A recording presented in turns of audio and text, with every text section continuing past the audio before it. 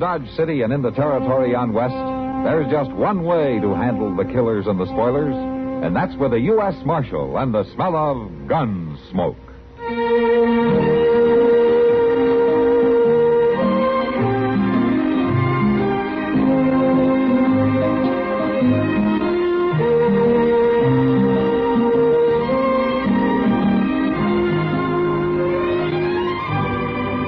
Gunsmoke, starring William Conrad, the story of the violence that moved west with young America, and the story of a man who moved with it. I'm that man, Matt Dillon, United States Marshal. The first man they look for and the last they want to meet. It's a chancy job, and it makes a man watchful and a little lonely.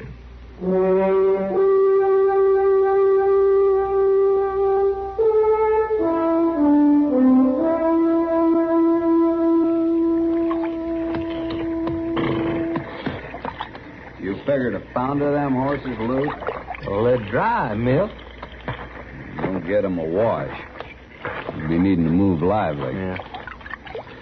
Hey, Milt, you sure about this job? What's the matter? You scared? You know better than to ask me that. Just holding up a bank right in the middle of the day. I told you, Lute, I know Dodge City. It's asleep on its feet when the sun gets high. Folks don't even rouse enough to swat flies. Come on, boss. Well, it's your game. So don't you worry. What we do is hang around like we was just trying to stay out of the sun till we wander into the bank about 3 o'clock. There won't be no trouble. You must be awful sure about the law there. We'll be out of town before that big marshal can wake up and get there. Well, I hope... That noise. Something in the bush down there. It's some animal, Lou. You got nerves like a woman. I'm going to look.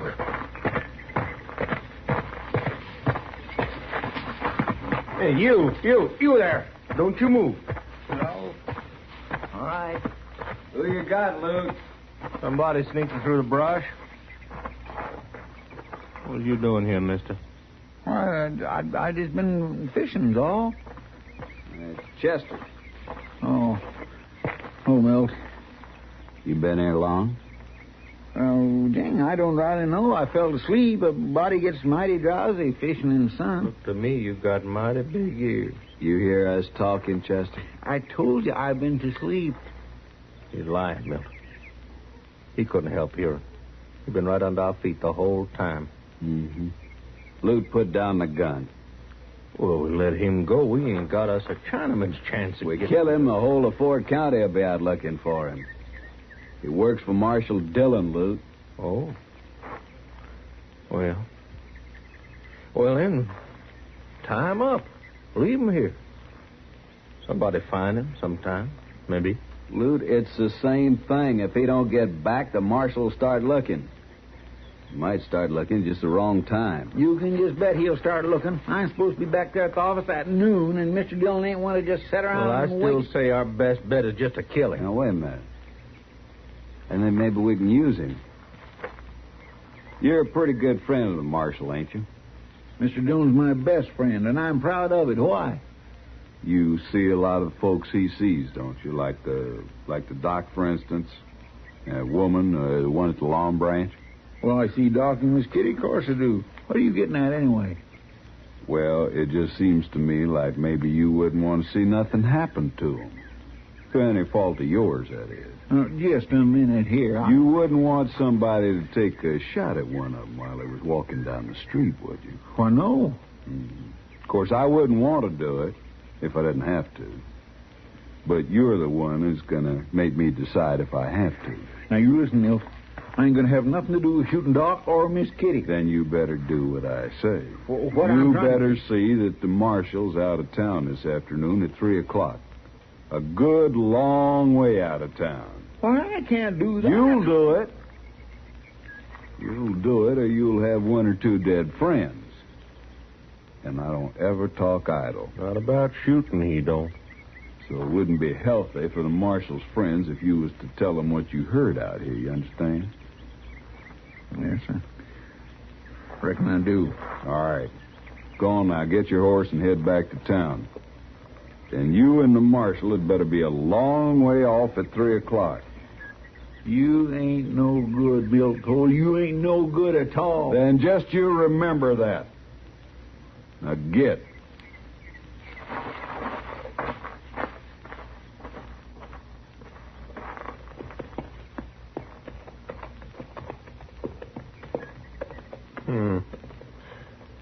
You think he'll really do it? Get the marshal out? Sure he will. He's too scared. Anyway, he hasn't got enough sense not to.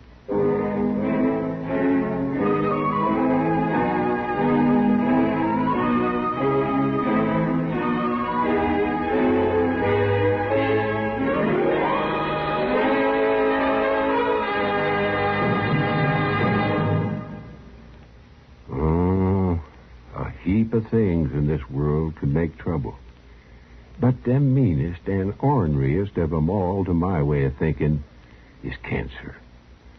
Now, that's why the U.S. Post Office put out a special stamp for the crusade against cancer. I've got it here. I'll find it. Yes, here. Now, this 1965 5-center reminds us that getting an early medical checkup can help bring cancer under control. Every year, some 2 million people in the world die from it. Kids as well as older folks. And every year, about 2 million good men and women here in the United States get together to raise money to help the American Cancer Society find ways to fight it. Oh, that society's doing a great job. But it's almost all volunteers. It pays for public health education, professional education and training, patient and community services, and most of all, for research. Finding the things like viruses that cause it. And remembering what the stamp says, early diagnosis saves lives.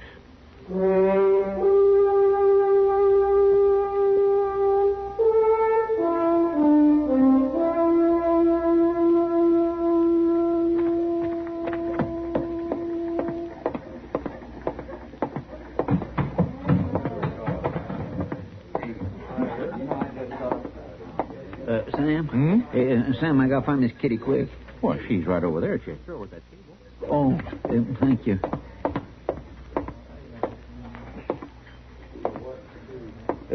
Miss Kitty? Oh, sit down, Chester. Thank you. Something wrong, Chester? You look upset. Whatever give you an idea like that? Why, I can't imagine. Except that you come in snorting and all red in the face. I don't know why I should think anything was the matter. Well, I sure am glad you don't think so, Miss Kitty. All right, Chester. What's on your mind? Well, I just got me a wonderful idea, that's all. And what's that? Well, see, I was thinking this would be a fine day for you and Mr. Dillon to take a ride out in the country. In the middle of summer? Well, yes, but it's real pretty out there, Miss Kitty. All them lilacs around. Oh, Chester, there hasn't been a spray of lilac out there since spring. Not for a couple of months. Oh. Well, I bet the castor beans is blooming. They're a mighty pretty sight in castor. Oh, not to me, they aren't. They're about as poor an excuse for a flower that I can think of. Well, Miss Kitty... Look, getting sunstroke isn't going to do me any good, Chester. Well, but now sunstroke Chester, I'm not going out in that sun this afternoon with Matt or anyone else. And you might as well start talking about it. Oh, here comes Doc. You ask him. Hello, Kitty. Chester. Hello, Doc. Hello, Doc. Well, what are you two doing to pass the time of day? Why, Chester's trying to talk me into going out riding with Matt this afternoon. Oh, wow, right. A pretty hot day for traipsing around the country, Chester. I just thought it might maybe do him some good to get away from town for a little bit. You were just acting silly about it, Chester. Well, maybe I got a good reason for it. There's no good reason for sending folks out into the prairie sun. Yes. Well, if you was as smart as you think you are, you'd go along, too. Oh, for heaven's sake. Don't worry, Kitty. I'll take Chester off your head. Come on, Chester. Come on, let's have a bite of food. It's getting toward noon. Well, maybe you'll feel better after you have something to eat, Chester. Miss Kitty, food ain't got Come nothing to... on, Chester. Goodbye, Kitty. Goodbye, Doc. Some other time, Chester. Another time ain't the same thing. Well, I sure did try. Yes, it seems to me you tried too hard. Well, Doc, I thought you folks were supposed to be my friends.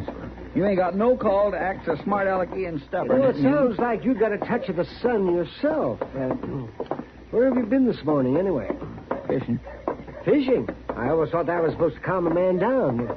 What happened to you? Nothing. Hey, Doc. Doc, have you got somebody real sick out in the country? You driving out there this afternoon, maybe? Well, not that I know of now, but it could happen. It seems some of the biggest belly aches come on the hottest days.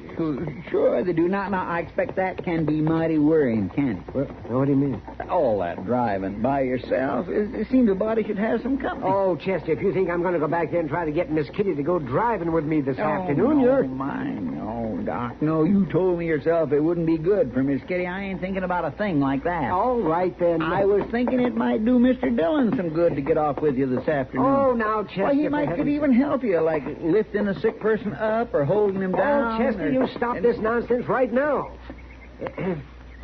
Just what is it that you've got on your mind? Nothing.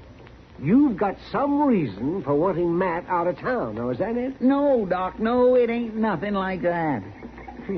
All right. Let's hear no more about it. Well, come on in here. Come on, let's get some food. Yeah, no, I ain't got no time to eat, Doc. I'll see you later. Wait, where are you going? Chess?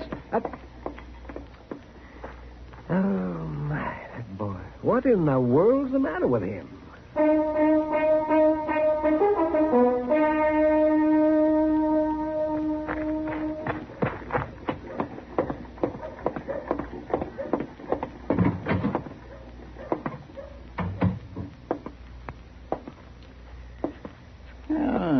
Mr. Dillon? Oh, hello, Chester. Well, I see you're busy. Yeah, I got to get these forms filled out for today's mail. Mr. Dillon? Mr. Dillon, you been down to Reed's Creek lately? What? Reed Creek, the fish sure are biting down there. It's only about an hour's ride. Uh-huh. It sure would be a nice day for it. You could go down there and catch a mess of fish for dinner. Chester, what are you talking about? Reed's Creek, I just thought it'd be kind of nice if you used to go fishing this afternoon. Down to Reed's Creek there. Oh. You could go. I thought you went fishing this morning. Yes, sir, I did. That's why I thought maybe you could go. Well, think again. The fish won't be biting in the middle of the day, will they? Oh, now, you can't be sure, Mr. Dillon. I knew a fellow one time... Then why don't you get him to go fishing, huh? Yes, sir, Mr. Dillon.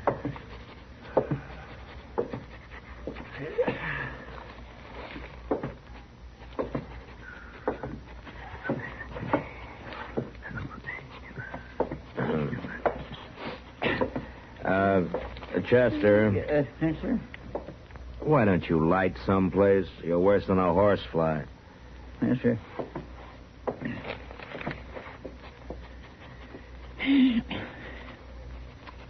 I hear they're bringing in some new stallions out to Lemon Bridges' place there. New stallions out there.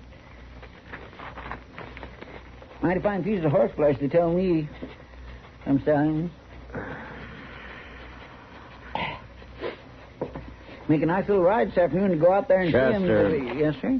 I'm not going fishing. I'm not going out to Lem Bridges' place. I'm not going any place but to Hayes City, and I'm late right now. What'd you say? I'm going to Hayes City, and that's all. Oh, Hayes? Now, do you think maybe you might stop talking just long enough to take these envelopes to the post office for me? I got to get going. Oh, yes, sir, I sure can, Mr. Dillon. Yes, sir, yeah, I sure can. Mr. Dillon? Yes, what is it now? Mr. Dillon, I just want you to know, well, if anything was to come up while you're gone, I sure would do my best to take care of it. Yeah, sure.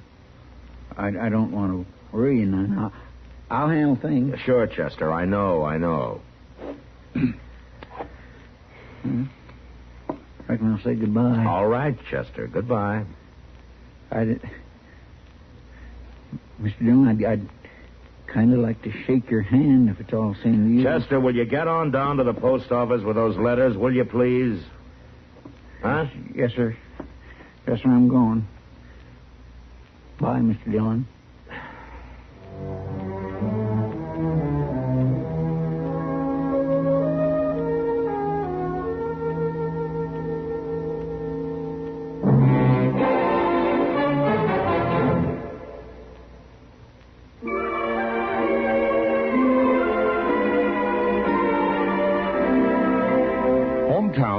America have a lot in common, and yet they're each one of a kind. Take, for example, Phoenix, Arizona. Anyone in town will tell you of the city's fantastic growth, and most of them are part of it. One of the big points of pride in Phoenix is the Arizona State Fair, out at the fairgrounds on McDowell Road. With the new Veterans Memorial Coliseum, the facilities are greater than ever before. And those 10 days in November are part of what Phoenix anticipates in the fall. In the spring or summer, when the wind is right, there's the aroma of orange blossoms in the air. And when the wind is wrong, you're reminded that Phoenix is a cow town, too. At Central Avenue and Thomas Road, the young crowd gathers at Bob's Big Boy. Housewives frequent the malls of Park Central and Christown shopping centers. And all the while, the basin is humbled by Squaw Peak and the Camelback Mountains. But if your hometown is Phoenix, you already know this. We only wanted to remind you it's still there.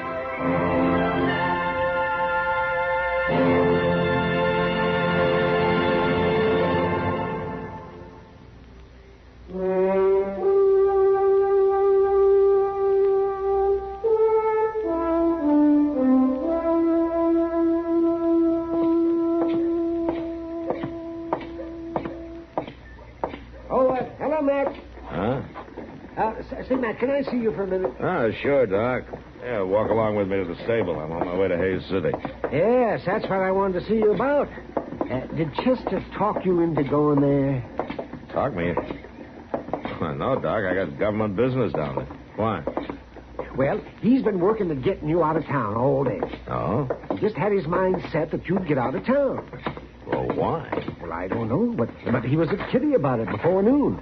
He wanted her to get you to go for a ride in the country.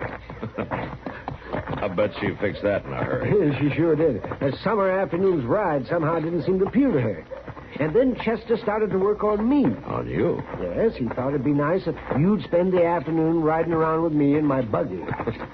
Even Chester isn't that crazy. No, but something sure eating him.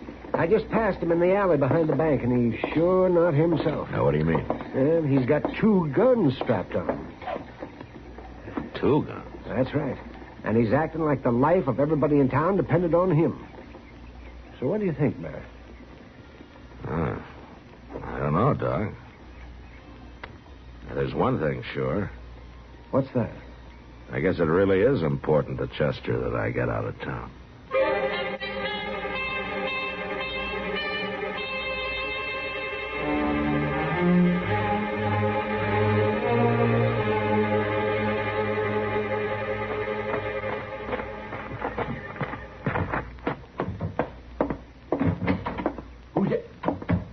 Well, for land's sake, Chester, you could scare a fella half to death sneaking into this bank through the back way like that. I got a reason.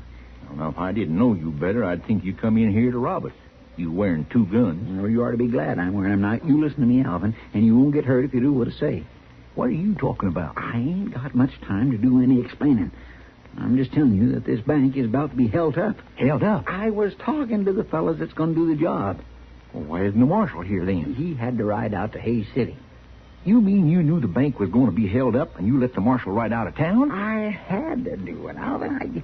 Look, I come to take care of things. Now, you do like I say. You go right on up front there like nothing was happening, and I'll carry you from back here. I sure you hope you know what you're doing. You don't need to worry none. I got you covered. And I got you covered. Now drop them guns. Loot. Wait, mister, now. You drop them. It was real smart to get the marshal out of town. I seen him ride out. But you should have quit when you was ahead. Oh, I should have had more sense. I should have told him. The milk's out front waiting. You just stand easy till he gets in here, you hear? 'Cause I got this gun right spang in your back. I tried to be so blame smart. Doggone it, I should have known. That's out front. Milt! Get the floor, Chester! Mr. Dillon!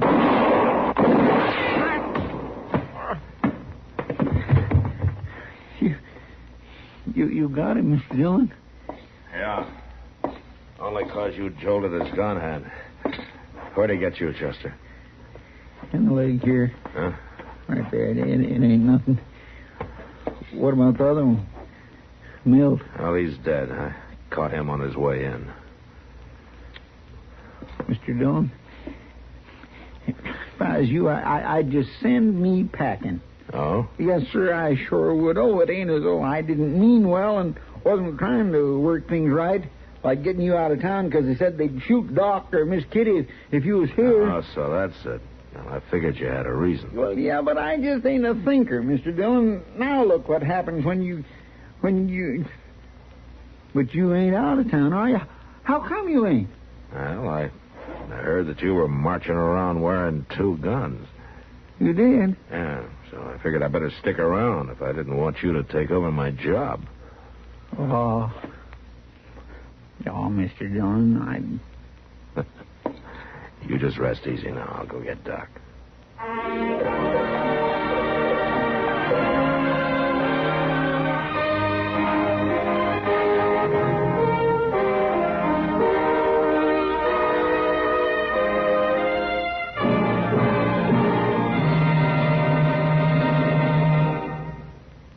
Elijah Cuddlestone, an old political character, once gave this argument on why he, and not his younger rival, should be elected senator. Senex, if you'll pardon the expression, is a Latin word from which senate was derived. That is, the Romans called their senate a senatus. Senex means an old man. So you see, the Senate is supposed to be, it should be a revered council of elders. Men with age and wisdom, that is. Not young upstarts. Boys wet behind the ears don't belong. Wisdom that comes with age is needed. That's what the word means. Well, Elijah was right about the original meaning and the use of the word Senate. He did omit, however, the fact that the word senile is also a derivative of the Latin senex. So, if we wanted to stretch a point, a member of the Senate could be considered an old man. The men who created that branch of our government, however, also gave us our Constitution and defined the age for a senator as not less than 30. Well, if 30 is old, Elijah was ancient.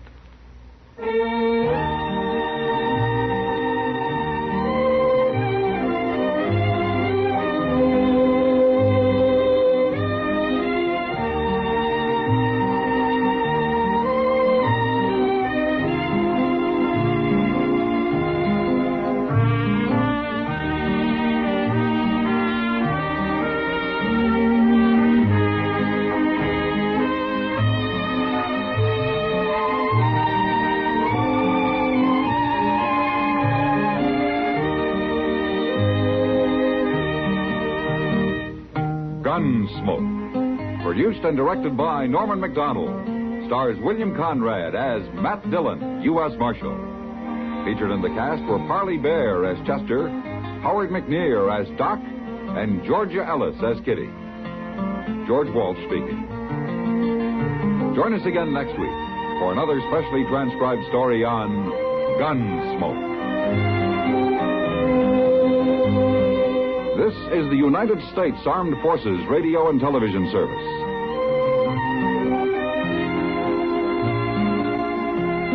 Yeah. Only 'cause you jolted his gun hand. Where'd he get you, Chester?